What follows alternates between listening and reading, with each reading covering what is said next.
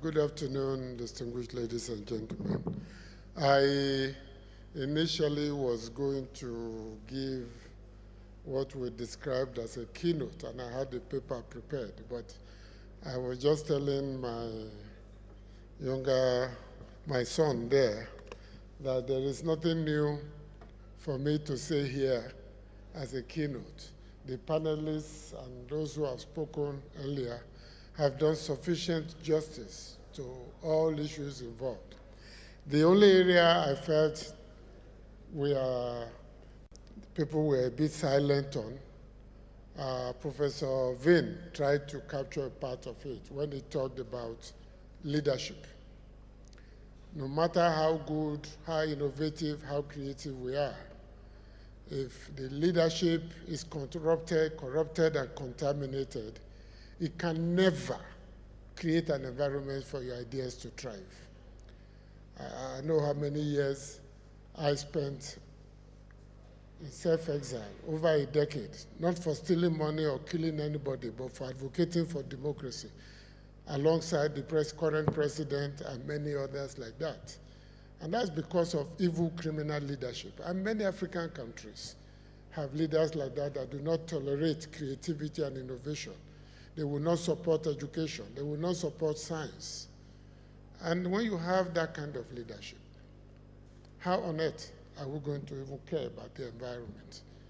The last point I would like to make is that whatever innovations we bring on board, you need appropriate laws and legislation. And that is what my own speech was going to cover. That the National Assembly in Nigeria, particularly as at today, we take the issue of climate change very seriously. And in what we call our legislative agenda, which is like the Bible of the House, in Agenda 8, it covers extensively policies we need to adopt, institutions we need to support, and how motions and through motions, bills, and legislative advocacy, we should create the environment, the room for thinkers and those who have the creative energy to thrive. The presentation we saw just now in the case of Uganda is encouraging.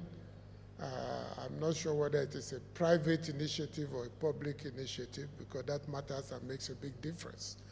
But I can assure you that in Nigeria of today, the current administration is just simply trying to crawl itself out of a deep hole created by previous governments.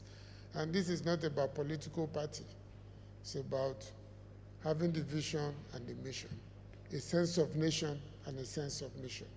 Where it is lacking, the people suffer. We still have several schools in this country without a lab, without science teachers, with community-paid teachers. And this is so-called giant of Africa where we have all of this. It takes time to build. It takes conversations like this. It takes engagement with civil society and development partners to begin to correct the narrative and the reality on ground.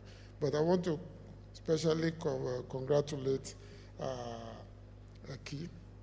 Connect for this. This is unique. This is not happened in recent times, not put together by government. And I want to encourage the organizers, Connect, to keep the faith and keep the ball rolling.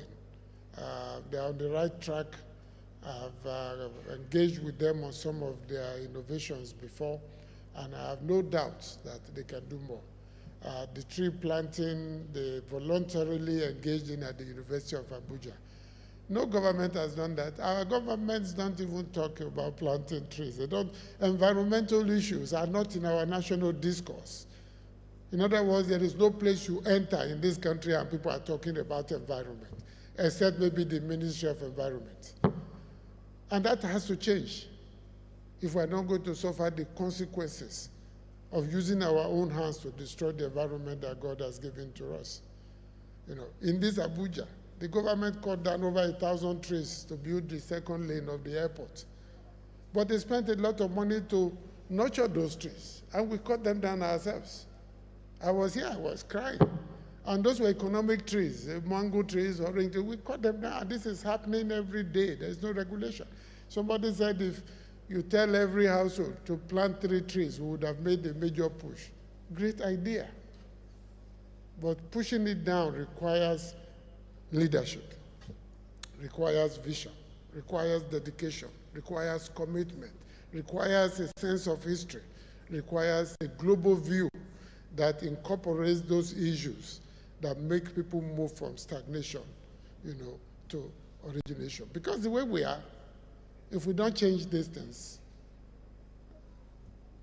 future generations will curse us at our graves. They'll spit at our graves. Where were you people? What did you do? The world was changing. People are talking of electric cars. We are fighting over whether one petroleum refinery is working or not. There are priorities we should set. So I want to commend EcoConnect for this program today, and I urge them to do more. And the National Assembly finally is ready to work, to collaborate with civil society organizations, with development partners, with private sector initiatives to push in ideas such as this. No time in the history of the National Assembly has it been more open to collaboration with civil society than today. So take advantage of that openness and preparedness. Thank you very much, and have a good evening. And please, I've been also told to play the role of the MC to remind you again that there is a sumptuous dinner this evening, and I guess they would release us to go and relax and have some light refreshments. Don't eat too much. If you go for pounded yam and jollof now, when you come back this evening, you'll be looking at those of us who will not do that. So I urge you to use the rest time well so that this evening we would have a holistic presentation. Thank you.